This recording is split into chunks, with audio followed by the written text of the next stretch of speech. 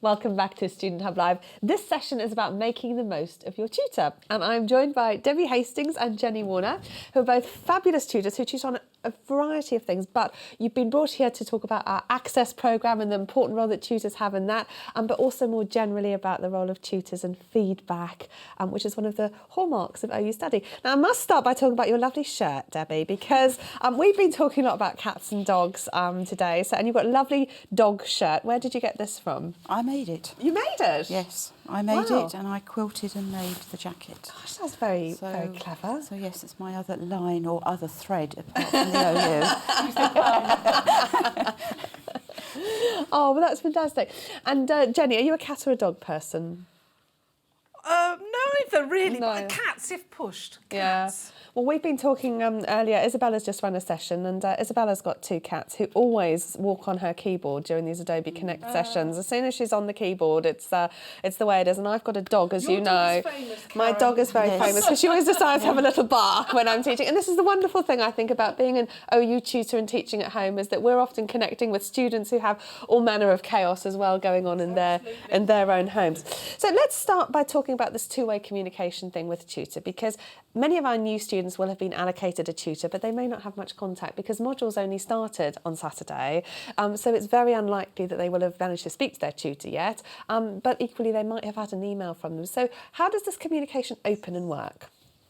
I, on receiving my allocation, send out a group email, which is just an introduction to say, hi, I'm your tutor, and that I will be sending out a letter to you, because I'm one of those that will send a paper letter out to them, and that I want to book tutorials with you, which is next week, which is this week, and that firstly I would like to be able to, look forward to hearing from you. Yeah. So I've already had, and I know a lot of my chums have had emails back, and when I get home from here, it'll be on with on the phone and tutoring with them and introducing them to the course. So that's how it starts for me. And then, of course, there are those who perhaps don't respond quite as quickly as one would like. So I also start then the personal emails and will, again, work on them.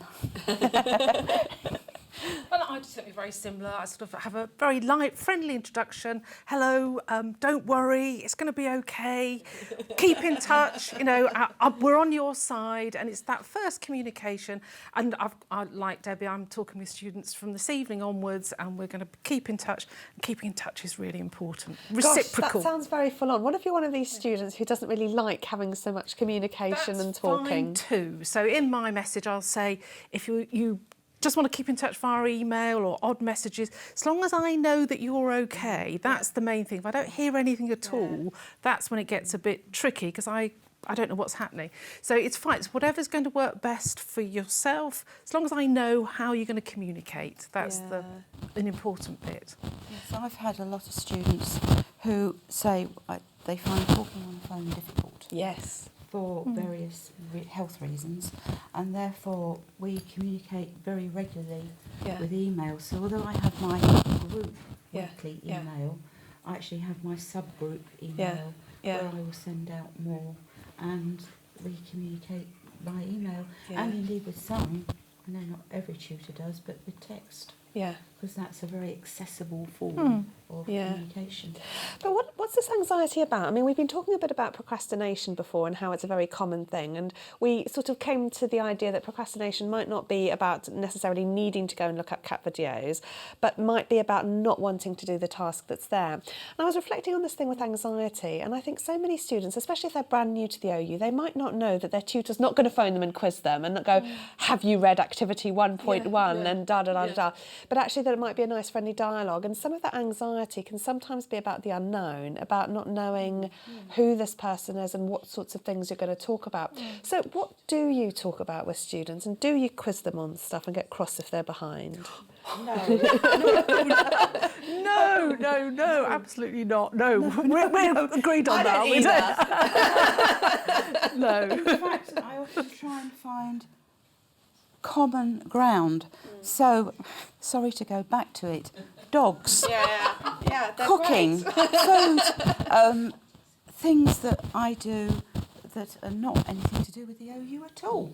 Yeah. And that I often say to them, I don't live in Yeah. a glass case. Yeah. I don't, when I put down the phone and put Yeah. back into a case and freeze. Yeah. I am actually, I might be trying to cook tea. Yeah. There might be also, and therefore, and then come in gently Yeah. with that, I am of this earth. Yeah, no, exactly. It's important, isn't it? Actually, have people at home been talking to their tutors, and have people had contact already with them? So I'm not too sure if people have had contact already, just starting, but we always say, and we brought this up earlier, that if there is anything going on that can affect your study, or you're not too sure if it could affect your study in the future, you might have a health problem, it's always best to let your tutor know, so they're tuned into things that might happen, and then they know a little bit about you before anything does happen, or how to adjust or help you with your study. And we've got lovely people like Joe from the SST as well, who are on hand to help. So Joe put in the email for the student support team as well. But are there any other ways that they can contact the student support team that Web you'd recommend? chats, phone number, email, wander up, whatever you Wander fancy. over. We're here, we're always here, 8 till 8, Monday to Friday. But it's just about contacting the OU, letting them know if it's your Reach tutor out. or student support team, because there's lots of help and support available for loads of different things, isn't there? A lot of people said earlier today how they had their disabled student allowance assessment, and they found they got loads of help and support in that, and they said just the first step, let the university know, and then it pretty much follows on from itself. One thing I do want to talk about is Isabella's session earlier. Now, Tala sent me a picture of what they created during this session, and What did they do? I'm not too sure what it is, but it's everyone's new study buddy. What I did notice when Tala sent this in to us is that it hasn't been given a name. So if we'd like to name our Student Hub study buddy that we just created in Isabella's session today, I'd love to know what the name So we is. all have to share this, and then That's it. This is like our collective study buddy. We've got loads going up on the board, which is fantastic. But from Isabella's session, we need to name this one. But I'm very impressed what everyone managed to create. And I do hope it was a good taster session as well. And there's loads more coming up on Adobe Connect. And we do have some more standard named study buddies as well. So Davin sent his study buddy Reef, which he just looks like cats are usually my thing, but Reef, it's breaking my heart here. And Gemma sent in a lovely picture of Grace and Tess, her two lovely study buddies as well. I'm sure, I don't know how anyone can get studying done with all these pets keeping us distracted. I've heard there's ghost cats as well. Ghost kitty, yeah. Ghost kitties keeping us distracted from our study. But if you want to send anything into us, send it in studenthub@open.ac.uk. We'd love to see it and put it on our board. And we are loving the study tips as well. And as everyone says in the chat, get in touch with the OU. If there's anything going on, let the OU know and you'll be supported. Oh, that's brilliant. Now, Joe, you've raised a really important point, which is like the student support team is open from 8 till 8, as you say, often there, and on Saturday as well. And you can have a variety of ways of getting in touch, which is important because while there's that regular contact, many tutors, as you two both, have very vibrant, busy lives, and tutors work part-time for the OU. So they're not always there. So sometimes students can sort of say, oh, I haven't heard back from my tutor and I sent them a text. But often I think the guidance is around 48 hours or so when it's sort of appropriate to hear back. So if there's anything really urgent, Joe, they should be in touch with the student support team, isn't it? And then for academic matters, it's the tutor who is the first port of call. And your tutor will let you know, roughly how long they would take to respond to a message. So I let students know it'll be 2 to 3 days, something like, or whatever it is. Your tutor will let you know what the parameters are, what the guidance is about that. Yes, they will give the times at which they're available and when the last tutorial will be, which for me is 8 o'clock at night. And I put that in the first opening email so that you know you're there. So that's what I do. Yeah, and so I'm sure other information's tutors important, do. isn't it? So people know, what to expect and everything. No, that's brilliant. I'm a bit distracted by the study buddy. It's a I've been told it's a donkey with a cake and a carrot and a unicorn horn and a cat sitting on it and chocolate. I thought we'd agreed that carrots weren't good for cakes, but no, actually they were. It was the avocados we were a bit divided on. Okay, so tutors will talk to students and they will sort of feedback on various things, but one thing that's really, really important is tutor marked assessment.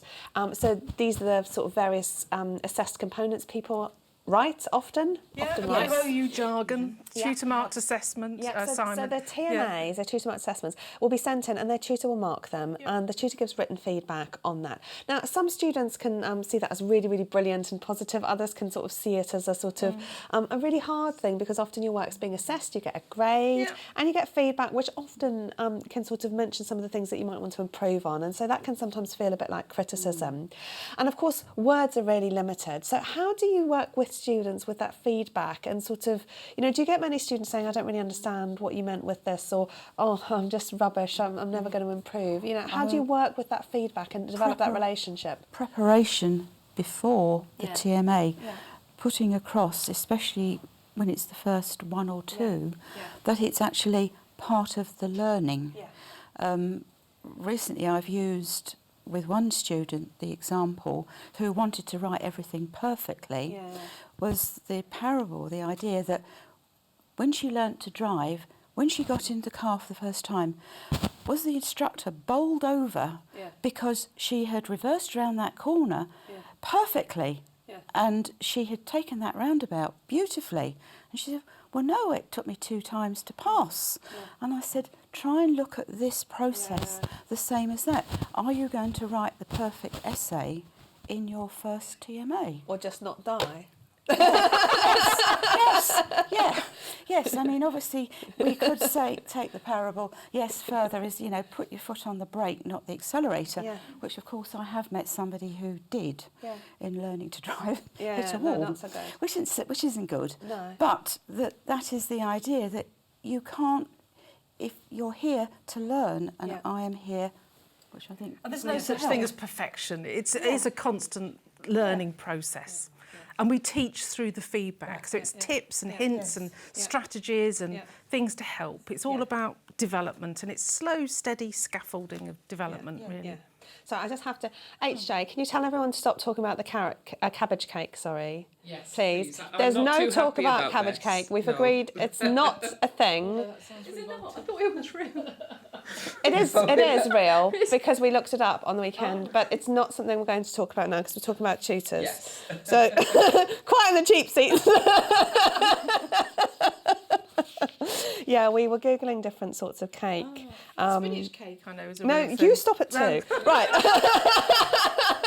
It's not one rule for everyone at home and one rule. We're not talking, especially considering my cake I found now has been robbed by that lot over there.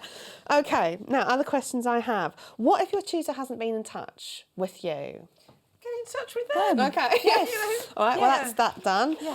Now, other things I want to talk about are these forums, okay? So people will have different sorts of like notice boards and forums and stuff. And something that new students can often think is, oh, it seems a bit serious and formal and everyone's going to like look at what I'm writing. And then everyone's so worried about what they're writing that they don't think about what anyone else is writing. We all just end up in this sort of anxiety-driven fuse of not really doing very much. How are these forums best used? Posting... After you, Debbie. Because I actually manage a module forum. Okay. And... So that's where there are lots and lots of students. Lots and lots of students. And firstly, I think folk have to know that I am overseeing. Yes. So should anything go up there, which I'm not convinced Like about. cabbage cake. Like cabbage cake, You ban beetroot it cake, immediately, anything. like I've done. Yes, it will be dealt with so that everybody is in a protected environment. All right. I will often put up headings for various TMAs or whatever when there are going to be online tutorials, but also getting students to chat. So that's about where they are. Now, of course, that has to be managed very carefully. So there is the module forum, but there's also the tutor group forum. She might want to So talk. different ports of support, you know. Key message, I think, with forums, it can get sometimes seem competitive and a race, but it's not. You know, it's what's going to work for you, and it's the pace you're going at. Tutor group forum, sometimes there might be set activities that you can join in or learn from other people. It's about just keeping in touch and being What is a tutor connected. group then when it's at home? Tutor group is where I have a smallish group of students. Smallish. 17, I think it is. So a small group, and it's just our cosy, protective space where we talk and discuss about things that are going to help them. We are mine currently this week. We're sharing already thoughts and feelings about studying. You know, and people can say, "Oh, well, I'm nervous." There'll be lots of other people nervous too. You know. Whereas on the module forum, I guess it's a lot busier because there's loads more people. There might be hundreds of people. Yes, Maybe even thousands. Yes, with the module forum, I think there are about 400 people, but very few people actually post up. You have your regulars, but it doesn't show, obviously, people who watch, you know, check in, but don't leave a comment. And that's fine. I use my tutor group forum to often put up handouts, supportive material, because that's one way of actually going there and collecting it. And I know students will collect it, but they won't say hi and thank you, even though you try and encourage that. So yes, that's the two types of forums. Yeah. And it's whatever works. Every forum will have a different feel, really, and each year it's slightly different. And the idea, I think, for tutor group forums, this smaller group, that it's inclusive, that it's friendly, supportive, and, you know, we're mutually supportive of each other, you know. And same on a different scale with the bigger forum. Now, the final thing I wanted to talk about was the tutorials. So we've already seen our students have already made this donkey cake, carrot cake, unicorn, silly cat chocolate thing. The study buddy HJ's got. And people have made that in the tutorial. But other sensible things happen in tutorials. And you mentioned sometimes there are phone calls. So on access modules, there's this one-to-one telephone provision. Whereas on other modules, it might be that there's a sort of online cluster tutorial. It might not be with your tutor. And Kieran was saying beforehand how sometimes even if you're behind, it's a really good idea to go to those tutorials. So what happens at a tutorial? And again, is this a place for quizzing students about stuff? I've never quizzed a student about anything. Students quiz me, do and that's that. fine. And the best thing to do with that is bat it back, because I know what I know, and it's about sharing our learning, but it's not about, it's not like being at school where a teacher might be saying, you, what's the answer? It really isn't like that. University is about thinking through problems and thinking through issues and thinking through the material. And as you say, It's quite quizzing you, different. so it's a place for people to bring their questions. Yeah.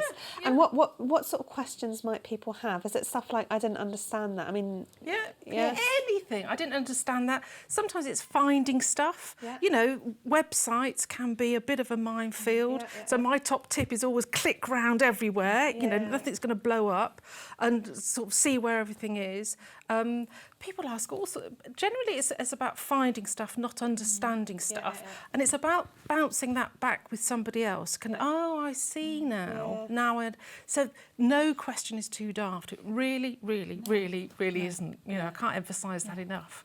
I mean, I did a tutorial in December for the group, another club, YXM, and it was about getting forms, things that they needed out there, and saying to them, and then posting it and backing it up on to the forum.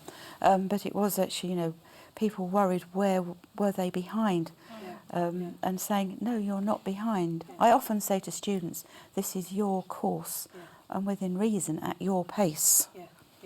And it's never mind what anybody else is doing, because everybody's life is different. And it's not a race, it's not a competition.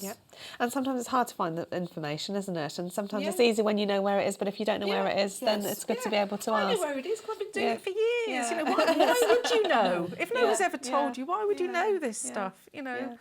And students actually can be very hard on themselves. I'm sorry, I have no idea how to... Why would you know? Why would you? You know? No, exactly. Right, let's end by your final piece of advice for our new students. Keep in touch. Please keep in touch. If I send a message, come on, send something back so I know that everything's okay. And that's, and keep that communication. I don't need to know everything. I don't need to know your mortgage details or stuff like that. But I need to know about how your studies are going, any problems that you have.